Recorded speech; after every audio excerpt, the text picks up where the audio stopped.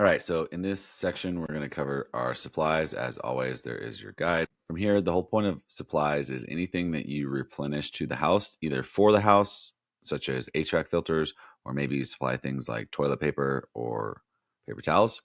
That is all managed through here. All right, so we're going to start in settings.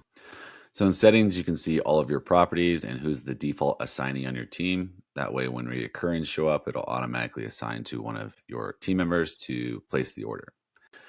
All right, so after settings, we're going to jump into catalog. Here you can see all the items that you regularly buy for your houses. You can easily add an item from the top. Here you can see a list of all the products, as well as if you have something marked as frequent items, it will show up at the top. So a couple things you can simply see here. You can delete an item, you can edit it, you can see all the items, how it's in here. If you take it off frequent items, it will remove it from there. And then you can see the purchase link. So it'll open it directly on Amazon. Here, you can either put in a basic request where it's just going to have you select the property that you're ordering it from. You can confirm that. Or you can click on this cart and put in more detailed information. Or maybe you can add an item directly that doesn't exist in the catalog, and you can save it to the catalog as you're moving along.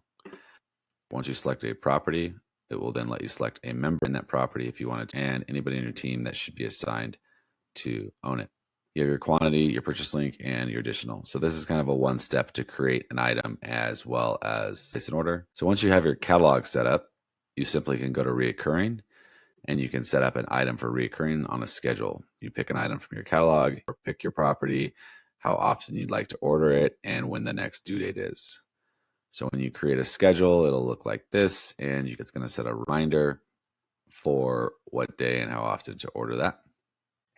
And it's going to auto assign to the team member based on what we set over in settings. Let's jump over to orders and see how they look there. So here you can see all of the orders that you've supply requests that you've placed. Here's the one that we just tested a little earlier. You can quickly click on it on any of the rows to the purchase link. That's where we open it on Amazon. You can just easily click it. You can edit anything as needed, change assignee there. You can open on Amazon, then you mark as ordered. Here you'll see where you're shipping to, your order date.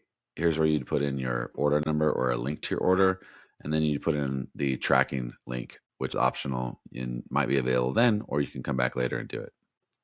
Once you have a tracking link in, you'll see that there's a package box on the row, which will let you click it and take you right to whatever link you have saved. There's also a history action. So if you see history, you can see up to the last 5 times you ordered a specific item to that specific address, which is helpful if you're trying to understand if you're using things faster than you would like. And that pretty much shows you the full system of supplies. If you have any questions or feedback, as always, please submit in the bottom right-hand corner.